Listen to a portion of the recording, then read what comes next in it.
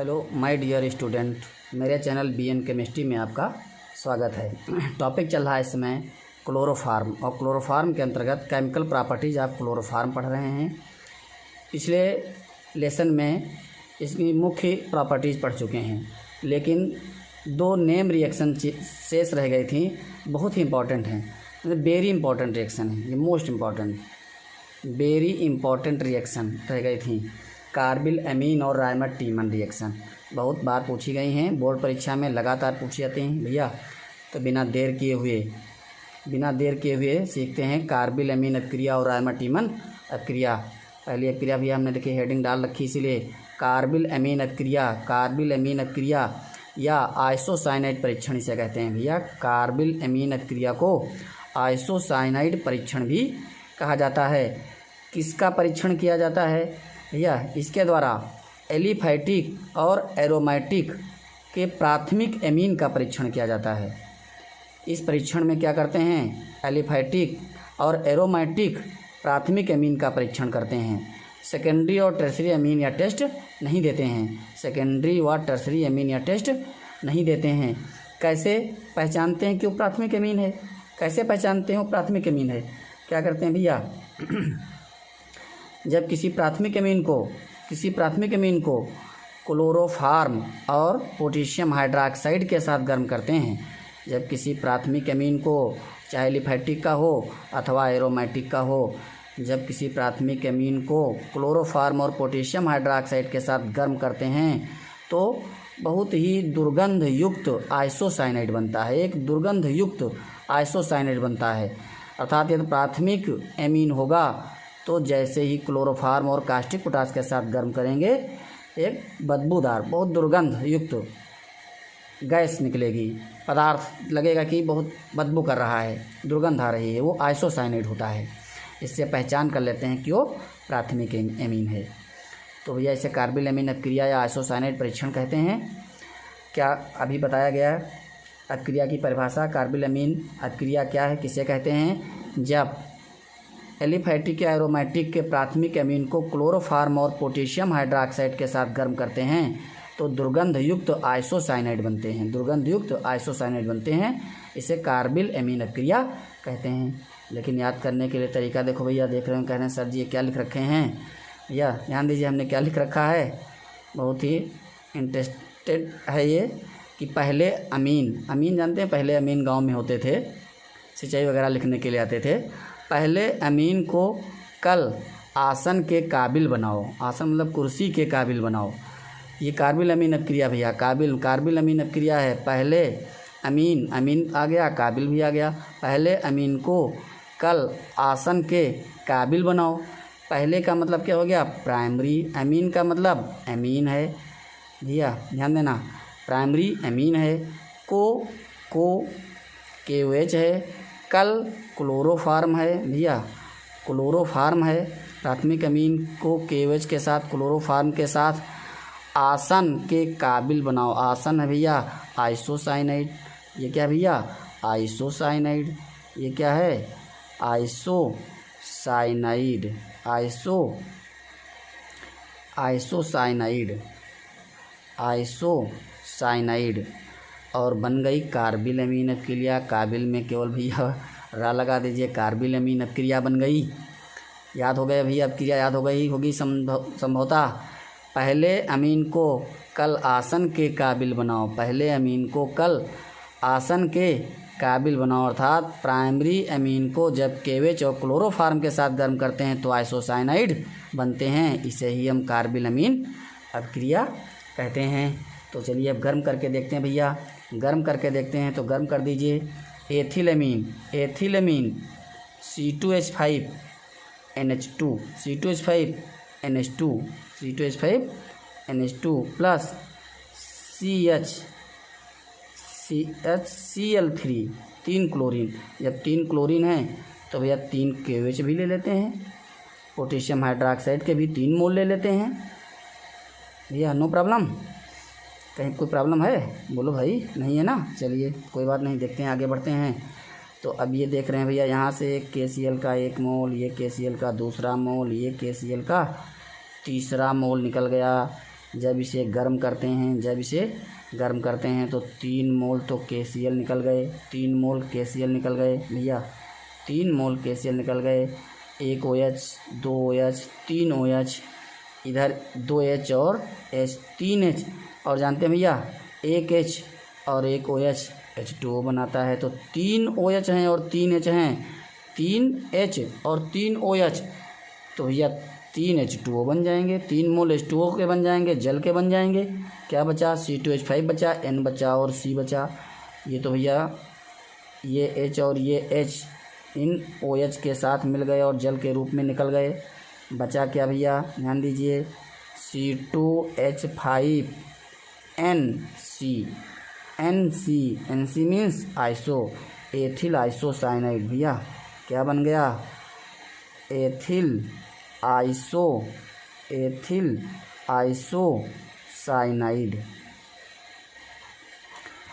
Isocyanide दुर्गंध युक्त पदार्थ बन गया एथिल आइसोसाइनाइड। यदि हम यहाँ पर एरोमेटिक का एमीन ले लेते तो उसकी रिएक्शन भी लिख लेते, लेकिन वो रिएक्शन हमें नहीं भैया, आप लोगों को लिखनी है C6H5NH2 के साथ। एनिलीन है भैया, ये क्या है? एनिलीन है। इसकी अपक्रिया कार्बिलएमीन अपक्रिया या स्वयं से लिखना है, समझाने की अब ज़रूरत ही नहीं पड़ेगी, समझ ही रहे हैं। क्लोरोफार्म ले लेंगे, KOH ले लेंगे ठीक इसी प्रकार से, और जल तथा KCl को निकाल करके एथिल आइसोसाइनाइड बनाए हैं, उसी प्रकार से बेंजीन का भैया फेनिल आइसोसाइनाइड बना देंगे। क्या बना देंगे? फेनिल। ये फेनिल C6H5 फेनिल समूह होता है ना, फेनिल आइसोसाइनाइड बना देंगे। या देखिए मोस्ट इंपॉर्टेंट रिएक्शन चुटकियों में याद हो गई होगी। पहले अमीन को कल आसन के काबिल बनाओ, प्राइमरी अमीन को KOH और क्लोरोफार्म के साथ गर्म करके आइसोसाइनाइड बनाओ। ये कार्बिल अमीन अपक्रिया होती है भैया, कार्बिल अमीन अपक्रिया होती है।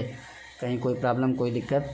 No problem. चलते हैं दूसरी रिएक्शन की ओर, ठीक इसी प्रकार से दूसरी रिएक्शन को भी भैया देख लेते हैं, आगे बढ़ते हैं। दूसरी रिएक्शन भी इम्पॉर्टेंट रिएक्शन भैया, देखिए राइमर टीमन अपक्रिया, इसे रीमर टीमन भी कहा जाता है। राइमर टीमन अपक्रिया, इसे रेमर टीमन अपक्रिया भी कहते हैं। ये अपक्रिया भैया क्या है? इसमें भी क्लोरोफार्म और कास्टिक पोटास को, या NaOH भी ले सकते हैं, क्लोरोफार्म और कास्टिक पोटास या कास्टिक सोडा ले सकते हैं, NaOH ले सकते हैं, को फिनाल के साथ गर्म करते हैं। भैया ध्यान देना, जब फिनाल को कास्टिक पोटास या कास्टिक सोडा के साथ क्लोरोफार्म के साथ गर्म करते हैं तो क्या बनता है? आर्थो और पैरा हाइड्रॉक्सी बेंजल्डिहाइड का मिश्रण बनता है। मुख्य उत्पाद इसमें आर्थो हाइड्रॉक्सी बेंजल्डिहाइड होता है। बेंजीन में भैया पढ़ चुके होंगे पोजीशन आर्थो, मेटा और पैरा। आर्थो, मेटा और पैरा फर्स्ट ईयर में पढ़े हैं पोजीशन। लिखते समय अभी एक बार फिर एक्सप्लेन कर देंगे कि जब फिनाल को पोटेशियम हाइड्रोक्साइड क्लोरोफार्म के साथ गर्म किया जाता है तो क्या बनेगा भैया? आर्थो और पैरा हाइड्रॉक्सी बेंजल्डिहाइड का मिश्रण बनेगा। इसमें मुख्य रूप से जो मुख्य उत्पाद होगा वो आर्थो का होगा भैया। कौन सा होगा? आर्थो हाइड्रॉक्सी बेंजल्डिहाइड होगा। इसे सैलिसिल एल्डिहाइड भी कहा जाता है, सैलिसिल एल्डिहाइड भी कहा जाता है। तो भैया रिएक्शन देखने से पहले, रिएक्शन को लिखने से पहले एक बार ये भी देख लेते हैं कि हम इसको कैसे मिलाएंगे। देखिए भैया, टीमन ने राइमर को क्या आदेश दिया है? टीमन ने राइमर को क्या आदेश दिया? क्या कहा राइमर टेबल को कल फिनाल से साफ कर बेंजो बजाओ। बेंजो एक प्रकार का बाजा होता है, देखते हैं भैया बहुत बजता है ना। तो क्या कहा टीमन ने? राइमर अर्थात टेबल को, ये राइमर टीमन अपक्रिया हो गई इस नाम से, को कल फिनॉल से साफ कर बेंजो बजाओ। यहाँ पर भी भैया जो को लिखा है, को मीन्स हो जाएगा KOH, जो कल लिखा है ये हो जाएगा क्लोरोफार्म CaCl3, और फिनाल है C6H5OH है, फिनॉल है C6H5OH। फिनाल से साफ कर बेंजो बजाओ, अर्थात बेंजो मीन्स भैया हाइड्रॉक्सी बेंजल्डिहाइड बन गया, हाइड्रॉक्सी बेंजल्डिहाइड बन गया भैया, ये हाइड्रॉक्सी बेंजल्डिहाइड बन गया। रेमर टीमन अपक्रिया में क्या होता है? KOH क्लोरोफार्म और फिनाल से बेंजल्डिहाइड बन जाता है। अब क्रिया भैया याद हो गई। राइमर ने क्या टीमन ने क्या कहा, राइमर टेबल को कल फिनाल से साफ कर बेंजो बजाओ। फिनाल का उपयोग तो करते हैं भैया कीटनाशक के रूप में साफ़ सफाई करने में, तब मेज पर जो है बेंजो सजाइए टेबल पर। तो ये भैया अब क्रिया को याद करने का तरीका था। इसमें मुख्य रूप से भैया देखिए शार्ट में रिएक्शन को इस प्रकार से लिख सकते हैं, ये फिनॉल है और फिनाल को किसके साथ, क्लोरोफार्म CHCl3 और पोटेशियम हाइड्रोक्साइड KOH के साथ हम करेंगे तो 3 Cl हैं, इसका मतलब 3 KCl और HCl निकल जाएगा भैया। वैसे HCl भी यहाँ पर इसके H यूज हो जाते हैं, कैसे अभी और आगे देखते हैं। तो बन जाएगा, क्या बन जाएगा भैया, ये बन गया सैलिसिलडिहाइड। सैलिसिलडिहाइड या देख रहे हैं कौन सा हमने लिखा यहाँ पर, आर्थो लिखा है।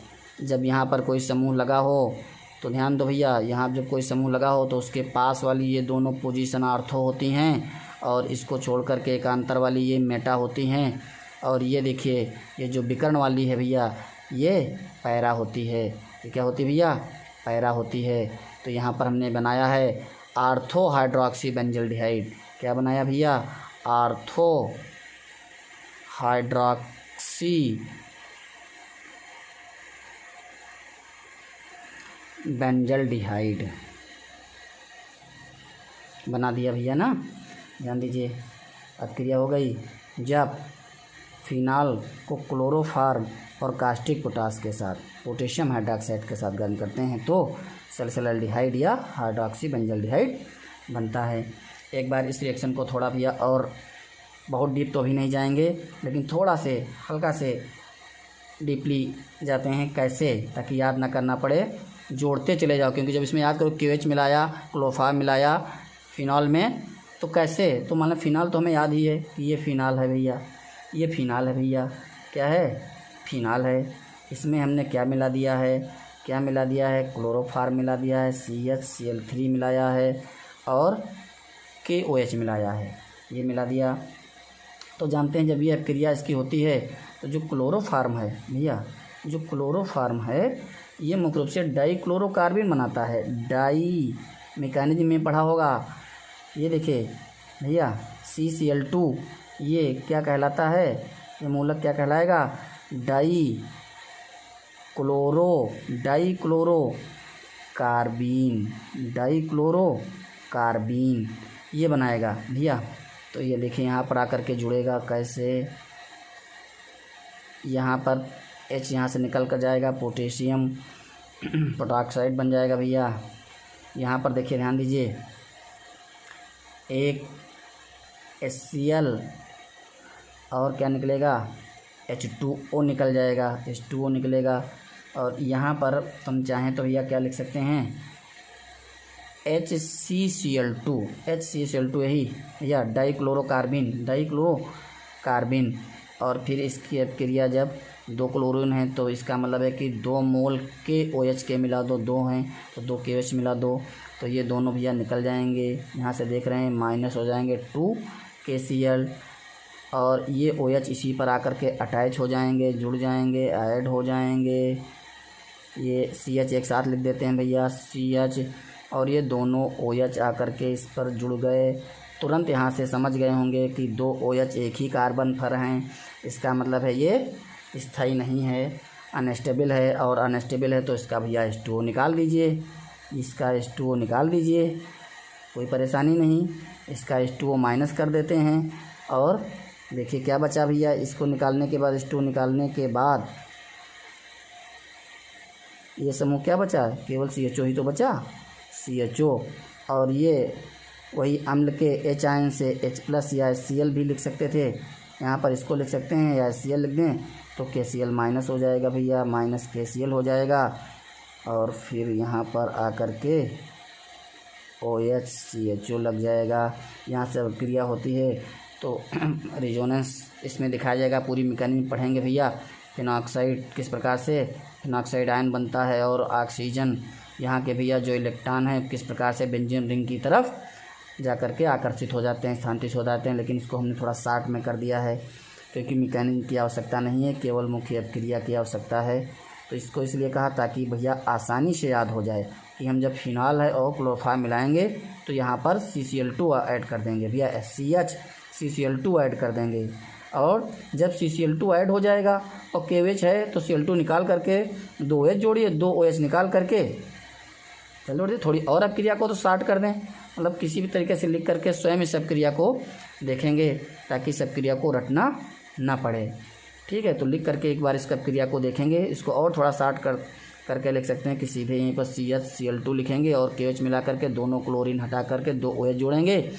ऐसे 2 OH जोड़ेंगे, उसमें से वाटर निकाल देना है, CHO समूह यहाँ पर आकर के जोड़ देना है।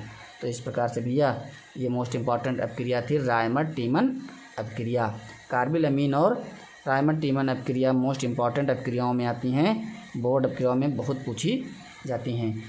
बहुत ध्यान से अपक्रिया को पढ़िए, कहीं पर कोई परेशानी हो तो कमेंट में बताइए या लेकिन मेरे चैनल को लाइक करें, शेयर करें और सब्सक्राइब करें। जो चैनल पर नए हैं देख करके लाइक अवश्य कर दिया करें, देख करके भैया इसको सब्सक्राइब भी कर लिया करें। धन्यवाद।